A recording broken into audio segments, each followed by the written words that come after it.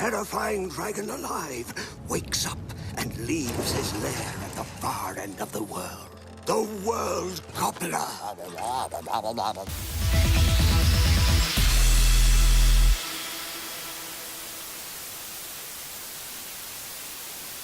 Hello everybody and welcome to another episode of Watchin' Stuff. I'm Y-Boy.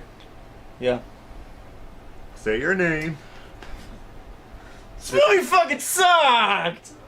We'll get to that. Say your name for the audience, Nero. Say it. You just said it, who cares? Talk about the shitty movie! Talk about how shitty this was! Yes, I was so looking forward to Dragon Hunter. Why? Because it looked interesting from the box art and all that. Why? Because it's got a Chinese guy, kind of, fighting dragons? Yeah. Okay, you know what, you got me there, actually. If someone said, Jackie Chan movie where he fights dragons, I'd fucking go see that shit.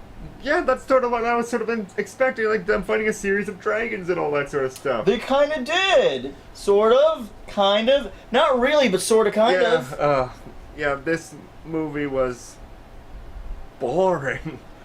I don't understand how you have a concept where the concept is your lead characters are dragon hunters. Yeah. They travel the world, they fight dragons.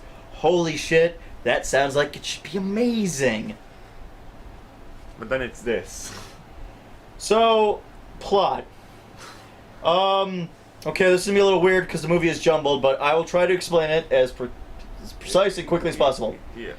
There's this guy, him, the Chinaman, well, assumingly Chinaman. Named Leon Chu. Leon Chu, voiced by Forrest Whitaker, which is great because now we have, this is the second time a black guy has played an Asian. Because I grew up on Samurai Jack.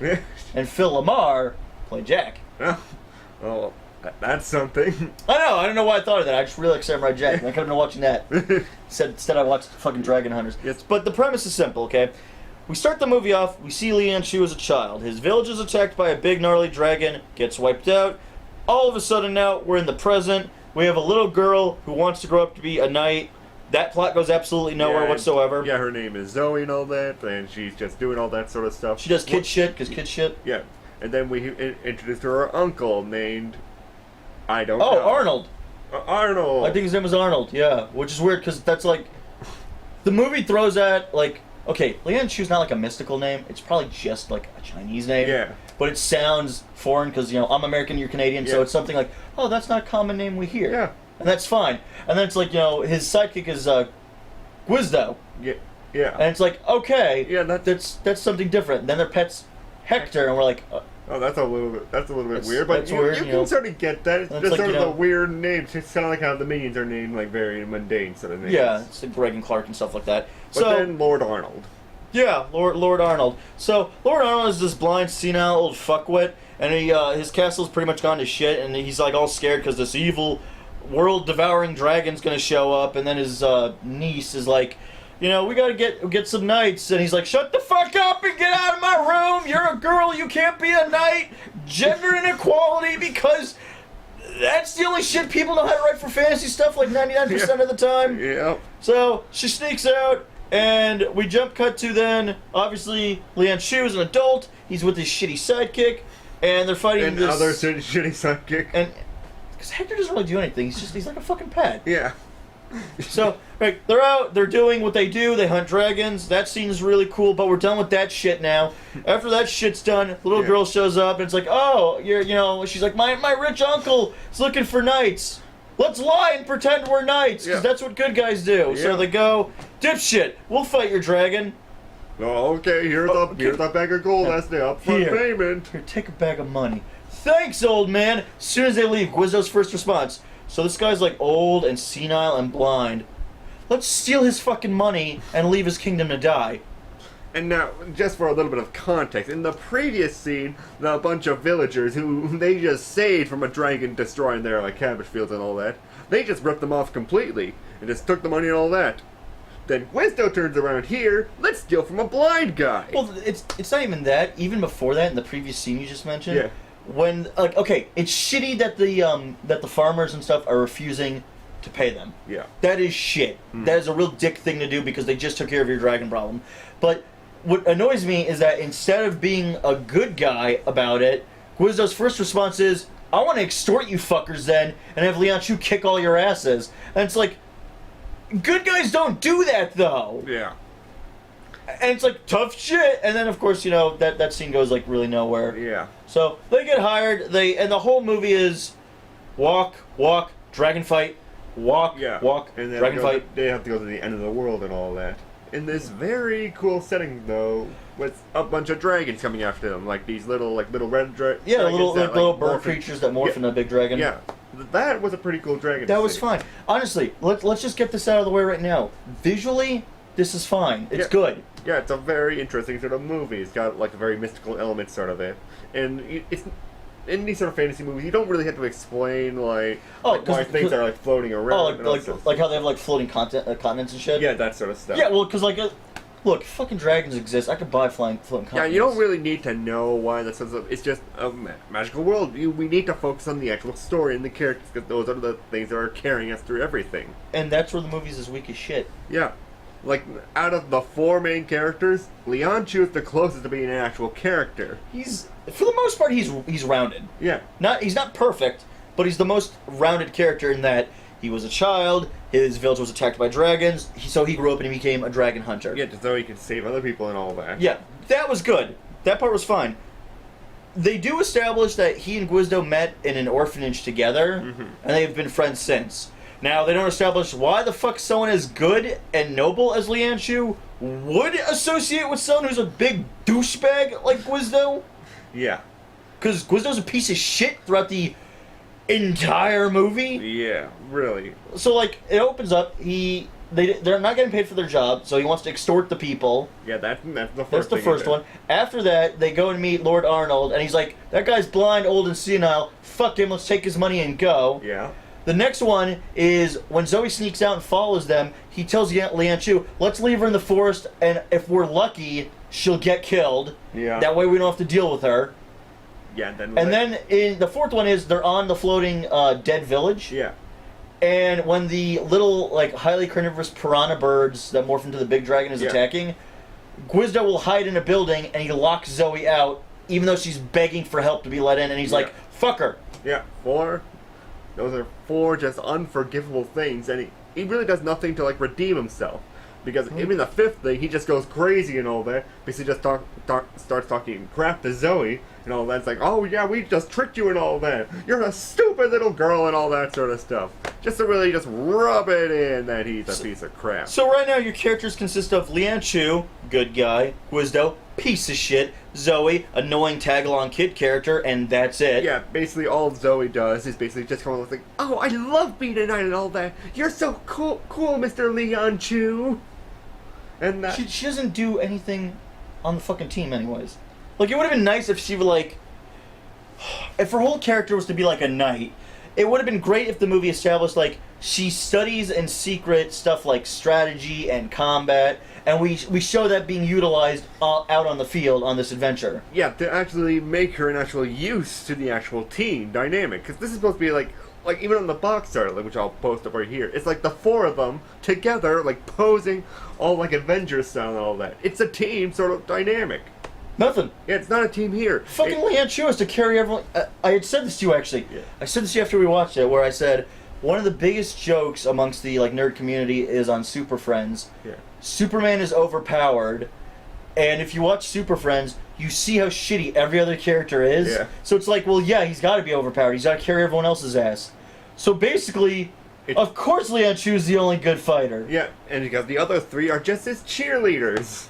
Kind of. Yeah, they're just saying, Lianshu, do it! Do it, Lianshu! Like, Zoe is annoying because all she is that she is the kid character. She is this annoying little ragamuffin who just travels around with them, and that's it. She doesn't add anything. She doesn't bring anything else to the overall story. Yeah. Hell, there's one scene, actually, thinking about it now, this actually kind of, like, really chaps my ass. Guizhou makes fun of Lianshu because Lianshu's knitting. Yeah. And Lianshu establishes, he said, my mother taught me this before she was killed. Yeah.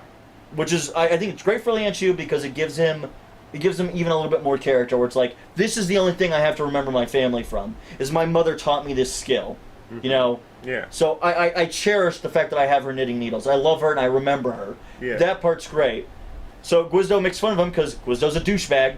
And then later on, Zoe, when she's going through like the bag of like their stuff, she finds the knitting needles and she's like, knitting's stupid, that's for ladies. And you're just sitting there and you're like, shouldn't she have been the one who's like Lianshu says like, my mother gave me these, and she goes, well, you know, knitting's a really cool thing in its own right. Yeah. Instead it's just like, he's a guy. Isn't it funny that he knits? Yeah, it's just very weird that we had, like, Guizdo, who's supposed to be the best friend character, who makes that sort of thing, and then we have to rub it in with Zoe, who it would be much more, obvious for just to have her do it, because she's just a new one to the team. She doesn't know anybody there, so she would just say, oh, who's this? Who is the girl who's just playing with their needles? And it never goes anywhere. Like, it's like this mean-spirited ribbing. It's like, ha ha, Lianshu's a big man. It's funny because he knits. And then you're like, yeah, that belonged to his mother before she died in a horrible incident, you piece of shit. Yeah. It's like so mean-spirited. It really is. And then we just have the fourth member of the team, Hector, who is another form of dragon. Yeah, no, he's a dragon, but he's basically just the team mascot. Yeah, he's just the team mascot who basically spits out fire through his belly button or penis. He either... The movie kind of makes it unclear, but it's either he shoots a small fireball out of his navel, or he pees fire.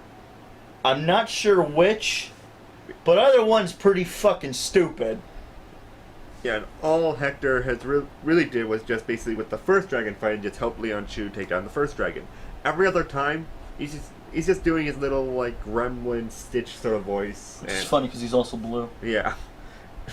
Which is also not funny because I love Stitch and that's a piece of crap. I wonder if this actually... Did this come out after Lilo and Stitch? It makes me wonder like the theoretical theory of like... Did they like... Yeah, they came out after Lilo and Stitch. It was in 2008. I'm not sure when the TV show came out because you told 2006, I think? I think that came out after. Because there was a TV show that was 2 seasons long, 52 episodes, and then in 2008 they made this. Yeah. Like, I think a year or two after the fact. Yeah, I believe that Lilo and Stitch came out first, sort of thing. So maybe they took I'm pretty sure. So maybe they took some design from him because sort of with the antennas and all that, it's sort of like the Stitch sort of look. Yeah, well, his ears are also very like long. Also, like Stitch had very big ears too. Yeah. And then he talks in like that whole kind of like language. Yeah. So. Oh yeah, Hector was useless and pointless. Yeah. As a matter of fact, that pretty much sums up the whole movie. The whole movie's kind of useless and pointless. Nothing really comes of this adventure. Yeah. Yeah, because really at the end of the day, like that whole, like even though you mentioned before, like the whole nanny thing didn't build up to anything. It built up to like something, but they basically like it starts from point A to tree.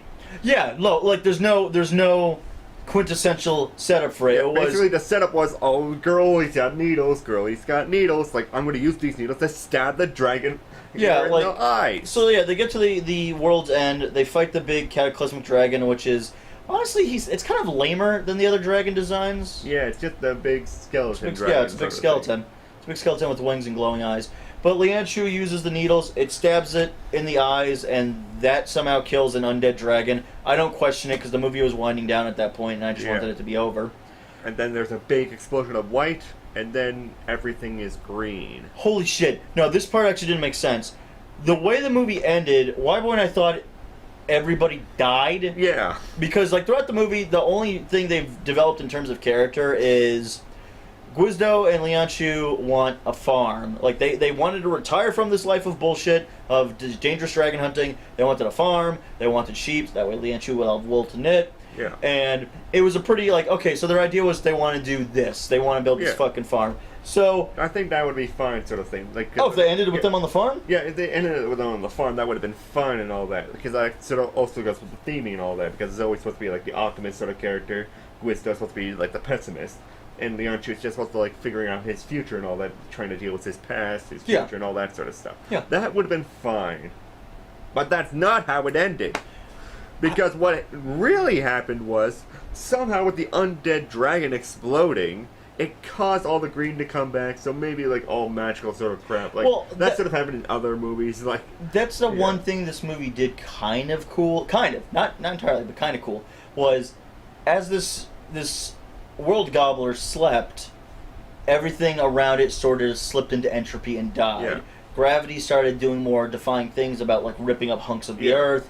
Plants and greenery and nature slowly withered and died. Yeah. Animals started talking for some fucking reason. I don't even think that was real. I thought that was Guido just going crazy.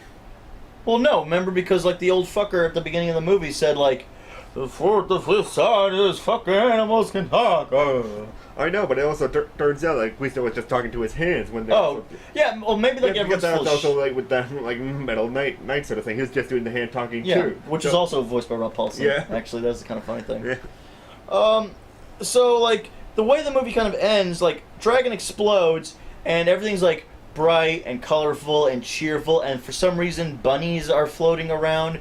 We did not get the bunnies. Can I just bring up? We watched the entire movie. Yeah. They never established the bunnies in any previous point in the film. Yeah, I never saw them. So it's so fucking weird that we get to the end of this movie and it's just like floating bunnies. Floating bunnies everywhere. Like that really just like It's magic. Yeah. It sort of just made us think like, okay, we're obviously like they're dead. Heaven. Yeah, we're in heaven. Yeah. Oh shit, they defeated the dragon, but they died. Okay. Yeah. They didn't die. They actually go back to King Arnold. He's got his vision back. He's a douchebag again instead of just being a senile one. He's just a regular douchebag. He just says, "Oh, no, I don't want to pay you guys anymore. Like, get out of here." Yeah, they literally verbatim copied the opening act where they did the job and the people signed a legitimate contract of doing business with them and they stiffed them on the bill. And it's even worse here because then it's like fucking the king is like, "Oh, you fucking guys, you aren't knights, you're a bunch of fucking vagrants." And the little girl's like, "You fucking hired them to fight dragons. We went to the world's end and defeated it. Yeah. Your fucking advisor was there and he saw this shit happen." And the advisor's like, "Yeah, you did hire him. Fuck this shit. And fuck you, little girl. Get your ass in your room. I'm gonna send you to the Crooked Teeth Monastery." And then the little girl just goes, "I wish I didn't live with an uncle that didn't love me." Slams door. Well, that plot's over. Don't address any of that shit. What? I don't really understand. And then it's just movie like ends. Can I go with you guys? Sure, Zoe. This is technically kidnapping. Well, we're on. Lord Arnold's gonna send a bunch of knights after us to slit our throats. Yeah! Dragon Hunters. It sucked. Boring. It was really boring. I kept feeling like I wanted to fall asleep during the majority of it. You did fall asleep after the movie. After the movie, yes, but not during the movie. You almost did. Not during the movie. I almost did. No, I will give you that 110%. I almost did. It was really dull. Yeah. Is there anything positive? Animation's good. It's not shit by any means. It's actually above average compared to the most diamond boxes that we tend to. Yeah, I would say the animation's the only thing that really kept me sort of like intrigued, sort of thing. Like I just wanted to see the next thing, sort of thing. So I wasn't like falling asleep or anything. This would I have was been just like, oh, yeah, that's very interesting. That's neat. But I was just everything was just going over my head, sort of like, I don't really care about Guizdo, Zoe, definitely not Hector, but Leon Chu was actually like showing a bit of theming and all that, characterization, all that. Yeah, I was just following that. I thought that was it had the makings of something better. What could have been really good actually is if we trimmed the fat and honestly got rid of Guizdo, Zoe, and Hector, and it's just this story about this lone barbarian dragon hunter who needs this sense of closure because he this dragon impacted his life in such a way because it took his family from him and he never saw it again, only to now be in his adulthood and hear that this dragon, the one that took your family, that took your entire village away from you and left you with nothing but ash and bad memories, is now back. Yeah. That would be a far better movie. That's more the movie that I was sort of like expecting, sort of thing. But then he would have to learn at the end to basically have to work with other people because he can't just do it all by himself. You can't do this alone. You need to be. It needs to be it needs to be family. Yeah. Like the thing is, like he shuts himself off from everybody. That would have been good. Where it's like, I don't want to let anybody in. The last time I had, it was my family, and look how that happened. I never want to feel that way again. Yeah, that's the sort of movie I was expecting Dragon Hunters to be. Not just, oh, Leon Chu's so amazing, the movie. And it really wasn't, actually, to be honest. Yeah. Because the majority of the film is mostly walking, and that's it. Yeah. And then the dragon fights. I mean, artistically, this movie is visually great. It's not even just the animation. The designs of the dragons are cool because they don't just make typical lizards with wings. They kind of actually dramatically vary these entities. Yeah, from Hector to the little red dragons to the big, like, almost troll-like sort of dragon and all that sort of stuff. Oh, you mean how like the birds turn into the big red one? Yeah. Yeah, because they were just like little red dragons that formed into like the big. Yeah, they were like little pterodons that fused into a big like ogre kind of dragon. Yeah. And then the opening one was that really cool caterpillar one. Yeah, that like spewed slime. and then there was two electrical ones. Yeah, the ones that kind of look like they had bodies like raptors, but they kind of had heads kind of like a xenomorph. Yeah. Yeah, like that was cool. I think, if anything, this fucking shit escalated with how good the dragon designs were, because no two dragons look the same. Yeah. That was great. But then this movie is sort of outdone by How to Train Your Dragon and all its different dragon designs. I would feel like this movie could have won up How to Train Your Dragon with its dragon designs if it had more fine rendered qualities. Or We've had better characters too. I mean, the only thing I don't like about How to Train Your Dragon in comparison to this is How to Train Your Dragon seems to stick to the scales and wing variety. I mean, they all look certainly different. I love that. Yeah. But it seems like in How to Train Your Dragon, it's always scaly and wings. Yeah. Whereas the thing about this one is like you have ones with fur, you have ones with a carapace, you have ones that look more amphibious, you have ones that look more insectoid. So like that would be more interesting to see if like that sort of idea was put into like a better movie like How to Train Your Dragon.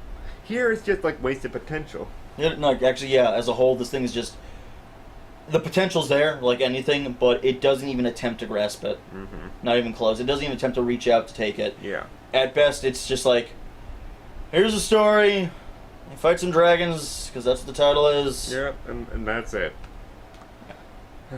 But how would you rate this, man? Your 1 out of 5 and my 1 out of 10. Fucking 1. I wouldn't watch this again. This shit was boring.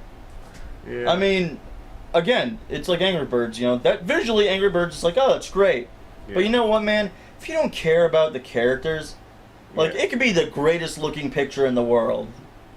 Yeah. But even then, like, even though it's like it looks nice, yeah, you know what? You can just take a picture, and a picture looks nice. A movie, the medium that is storytelling, needs a story, and there isn't. Yeah. I wouldn't say it's like this is the most boring thing I've ever seen ever, and the animation was pretty nice, so I'd say it's like 2 to 3 out of 10. Yeah, we've seen much more boring. What was the one movie we watched where I actually fell asleep? What was it? Oh, the Missing Links. The Missing Links. That was the most fucking boring movie I've ever seen since you visited. But that shit actually put me to sleep. I don't think that's even true. There was another one, A Turtle's Tale, where it was just a dog. We didn't even finish that one! Yeah, it was so dull. So yeah, you can do a lot more boring than this, but still don't watch it. Yeah, like that's not like there are worse movies, but you know that's hardly like an accomplishment. Like it's like saying you weren't the shittiest of the shit. Yeah. But you were still pretty shitty. Mm-hmm. Guys, it's appreciated that you stopped on by and you clicked on the video. Thanks for clicking it. Like, subscribe, comment, links in the description, all that jazz. Social media. Yeah, if you actually seen Dragon Hunters, put your comments down below too, and let's just have a whole discussion on what could Dragon Hunters could be, and if you actually like to know. Yeah, like what could improve it. Yeah, exactly. All right. So until the next Watchin' stuff, we'll say ta-ta for now. Ta-ta for now.